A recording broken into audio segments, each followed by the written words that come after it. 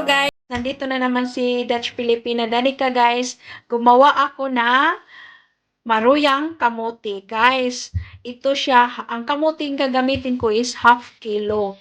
Tapos may evap milk, may asin, at saka flour at sugar. Yun lang ang gagamitin guys. Tapos, babalatan ko muna ang kamote.